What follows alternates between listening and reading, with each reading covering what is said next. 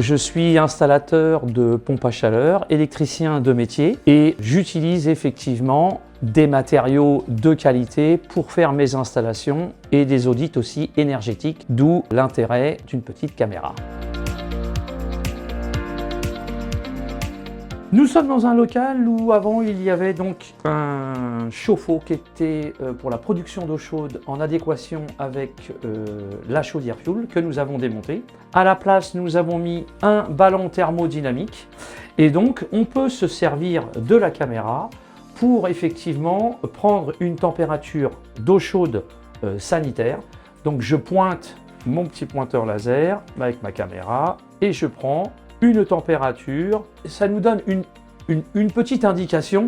Nous, dès le départ, par la chaudière, on avait une température d'eau chaude qui était calée à peu près à 50 degrés. Donc nous, sur le ballon thermodynamique, on a essayé effectivement de mettre la production d'eau chaude à un maximum de 55 degrés.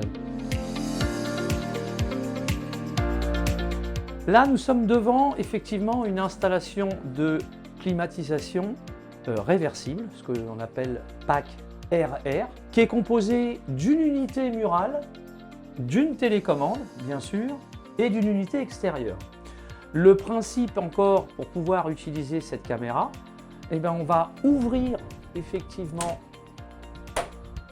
le petit capot, on peut enlever le filtre, d'accord ?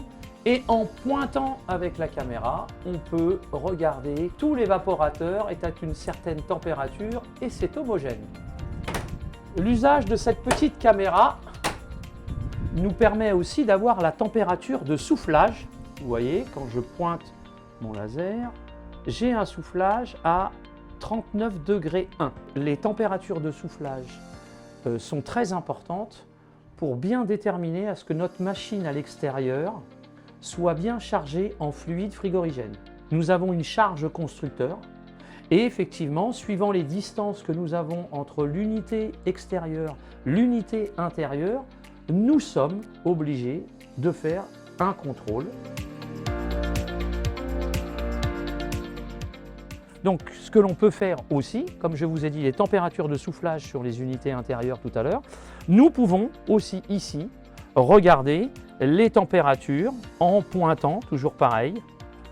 Le fluide frigorigène, en fait, il circule dans ces deux tuyaux et il est élevé en température par un compresseur qui est à l'intérieur. On sait très bien que tous les ans, on devrait effectivement resserrer les connexions qui peuvent être dues aussi aux problèmes d'échauffement qu'il y a sur l'utilisation que nous avons sur notre installation électrique.